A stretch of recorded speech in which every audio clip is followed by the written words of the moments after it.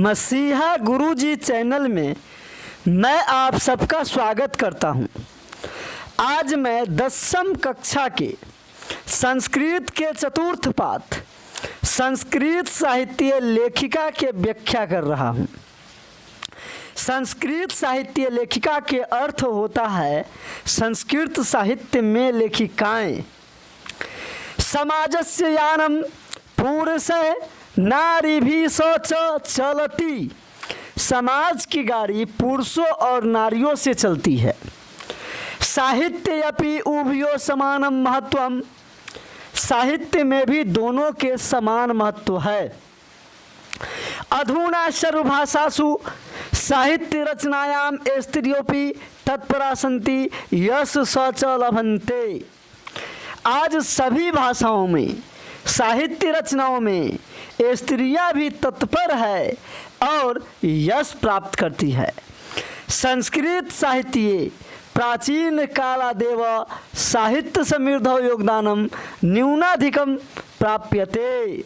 संस्कृत साहित्य में प्राचीन काल से ही साहित्य समृद्धि में दोनों के योगदान कम या अधिक प्राप्त होता है, यानी पुरुष और महिला दोनों के योगदान कम चाहे अधिक प्राप्त होता है।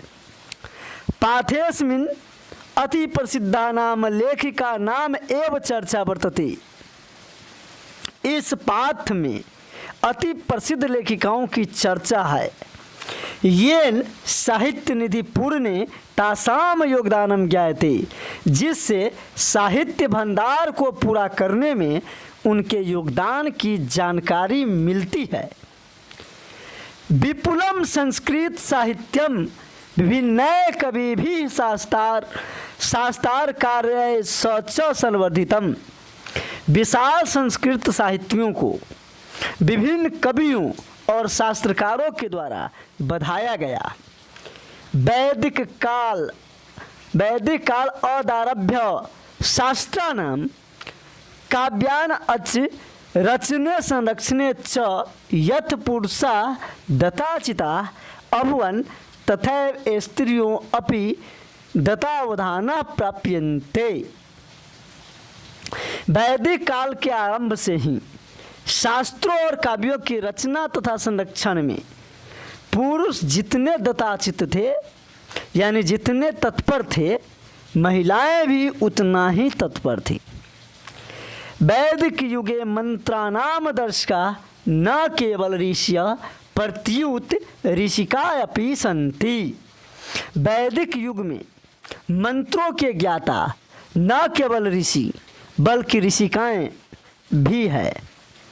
ऋग्वेदे चतुर्विंशति अथर्ववेदे च पञ्च ऋषिकाः मंत्र दर्शनवत्यो निर्दिश्यन्ते। ऋग्वेद में 24 और अथर्ववेद में 5 ऋषिकाएं मंत्र के ज्ञाता मानी जाती है। यथा जैसे यमी, अपाला, उर्वशी, इंद्राणी, वागाम्बरिणी इत्यादि। यानी जैसे हो गया क्या, यमी, अपाला, उर्वशी, इंद्राणी, वागाम्बरिणी इत्यादि। बृहदारण्यक उपनिषद बृहदारण्यक उपनिषदि याज्ञवल्क्य पत्नी मैत्रेयी दार्शनिक रुचिमती वर्णिता। बृहदारण्यक उपनिषद में यानी बृहदारण्यक उपनिषद में याज्ञवल्क्य जी की पत्नी मैत्रेयी के दार्शनिक रुचि का वर्णन है। याम याज्ञवल्क्य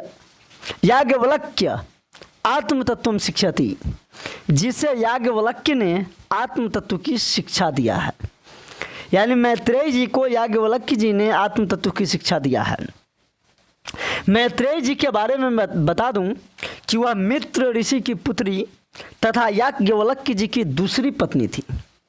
याज्ञवल्क्य जी की पहली पत्नी महर्षि भारद्वाज की पुत्री कात्यायनी उर्फ कल्याणी थी। राजा जनक के दरबार में मैत्रेयी ने शास्त्रार्थ में याज्ञवल्क्य जी को पराजित कर दिए थे, लेकिन उनके ब्रह्म ज्ञान से प्रभावित होकर मैत्रेयी ने उसे संसार के सबसे विद्वान पुरुष करार दिया था और उससे शादी कर ली थी। जब गृहस्थ जीवन से याज्ञवल्क्य जी को मोह भंग हुआ, तब वे अपनी संपत्ति दोनों पत्नियों में दान कर संन्यास ग्रहण करने लगे। तो मैत्रेय ने अपने हिस्से की संपत्ति भी अपने सौत कल्याणी को देकर स्वयं याज्ञवल्क्य जी के साथ चली गई। वहीं पर याज्ञवल्क्य जी ने मैत्रेय को आत्म तत्व के ज्ञान दिया था। जनकस्य सभायाम शास्त्रार्थ कुशला गार्गी वाचकन्वी तिष्ठति स्म। जनक के सभा में शास्त्रार्थ कुशला गार्गी वाचकन्वी रहती थी। जनक जी के सभा में शास्त्रार्थ कुशला गार्गी वाचकन्वी भी रहती थी। देखिए, गार्गी वाचकन्वी के बारे में बता दूं कि वह गर्ग वंश के वचकन्नु ऋषि की पुत्री थी। वह आजीवन ब्रह्मचारी रही थी। राजा जनक के दरबार में गार्गी जी ने भी याज्ञवल्क्य जी को पराजित की थी, लेकिन उसके भी मतलब कि याज्ञवल्क्य जी के ब्रह्म ज्ञान से गार्गी भी प्रभावित हुई थी और उसे दुनिया के सबसे विद्वान पुरुष करार दी थी। लेकिन गार्गी जो है कि ब्रह्मचारी थी, वो कभी किसी से शादी नहीं की। महाभारत अपि जीवन पर्यंतम वेदांत अनुशीलन प्रायः सुलभायाम वर्णम लभ्यते। महाभारत में भी जीवन भर वेदों के अध्ययन करने वाली सुलभा के वर्णन मिलता है। सुलभा, देखिए, सुलभा भी राजा जनक के दरबार की विदुषी थी।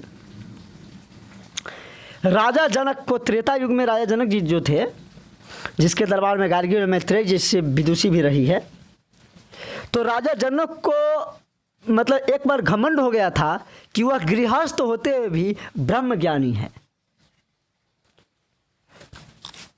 तो सुलभा ने शास्त्रार्थ में राजा जनक को पराजित कर दी थी। इसके बाद राजा जनक ने सुलभा के पैर धोए थे, अपने हाथों से पैर धोए थे। परम सन्यासी राजा जनक, जिसकी पुत्री सीता जी है, उसने सुलभा के पैर धोए हुए हैं।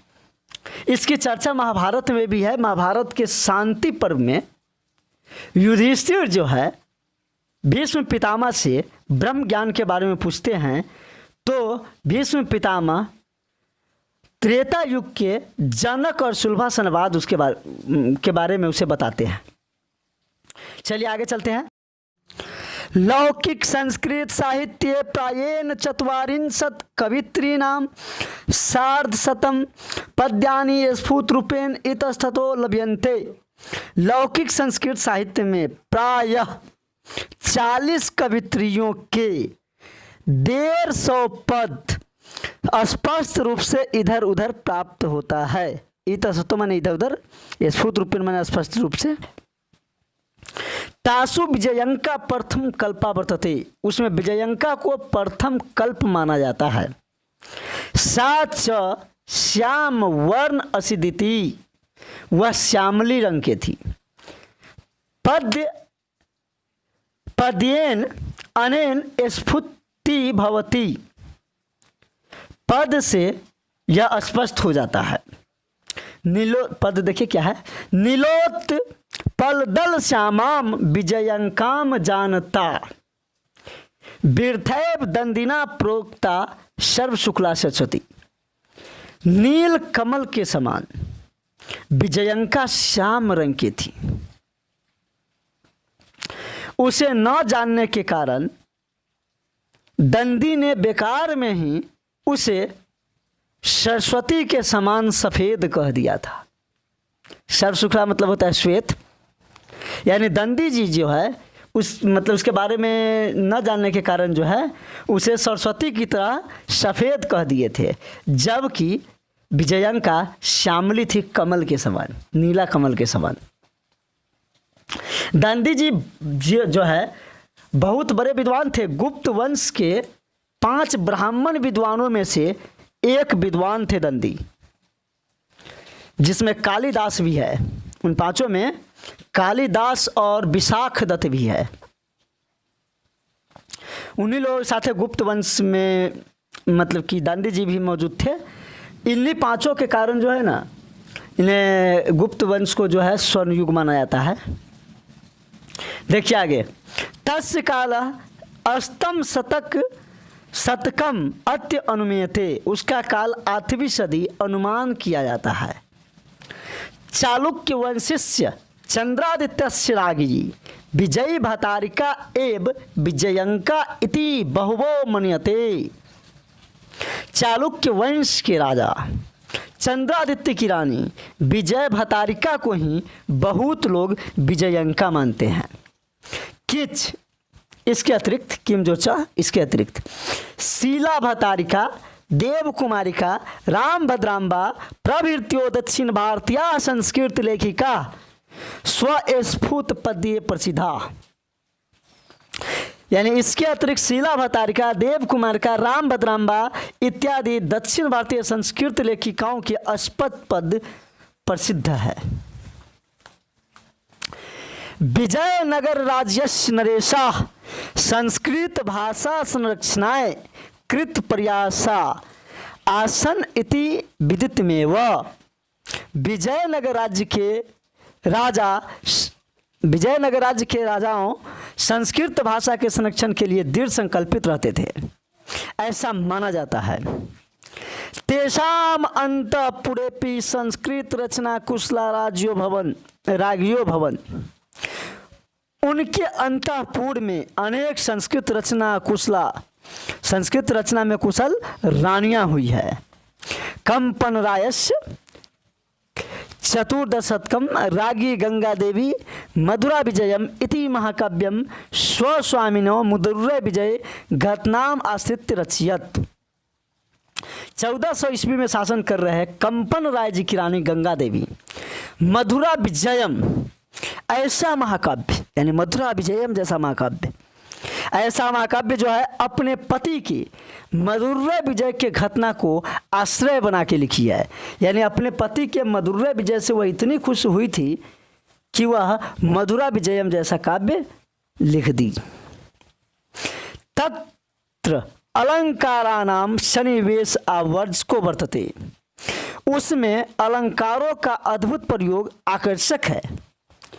तस्मिने राज्य 14 शतके शासनम कुर्वता अच्युत रायस्य राज्ञी तिरुमलांबा वरदंबिका परिणय नामकम प्रौधम चंपू काव्यम रच्यत। उसी राज्य में 1600 ईस्वी में शासन कर रहे अच्युत राय जी की रानी तिरुमलांबा ने वरदंबिका परिणय नामक प्रौध चंपू काव्य की रचना की। तत्र संस्कृत गधस्य छता समस्त पदावलक्य ललित पद विन्यासनेन चातीव शोभते। उसमें संस्कृत गद की छता और सभी पदों में रमणीय पद विन्यास अत्यंत सुंदर है। संस्कृत साहित्य प्रयुक्तम दीर्घतम समस्त पदम अपि तत्रैव लभ्यते। संस्कृत साहित्य में प्रयुक्त सभी बड़ा से बड़ा पद उसमें मिल जाती है, वहाँ मिल जाती है, तो इसका मतलब उसमें मिल जाती है। आधुनिक काले संस्कृत लेखिकासु पंडिता क्षमाराव नामधेया विदुषीयति प्रसिद्धा। आधुनिक काल में संस्कृत लेखिकाओं में पंडिता क्षमाराव नामक विदुषी अत्यंत प्रसिद्ध है। तया स्वपितु शंकर पांडुरंग पंडितस्य महतो विदेशो जीवन चरितम शंकर चरितम इति रचितम। उसने अपने पिता शंकर पांडुरंग पंडित के महान विद्वता पूर्ण जीवन चरित्र को शंकर चरितम के रूप में लिखी है। यानी पंडिता क्षमाराव के पिताजी शंकर पांडुरंग पंडित थे, जो महान विद्वान थे। उनके विद्वता के बारे में पंडिता क्षमाराव ने शंकर चरितम जैसा महाकाव्य लिखी। गांधी दर्शन प्रभाविता सा सत्याग्रह गीता मीरा लहरी कथा मुक्तावली विचित्र परिषद यात्रा ग्राम ज्योति इत्यादि अनेकान गद्य पद्य ग्रंथान प्रणीतवती। गांधी दर्शन से प्रभावित होकर उसने सत्याग्रह गीता मीरा लहरी, कथा मुक्तवली, विचित्र परिषद यात्रा, ग्राम ज्योति इत्यादि अनेक गद्य और पद लिखी।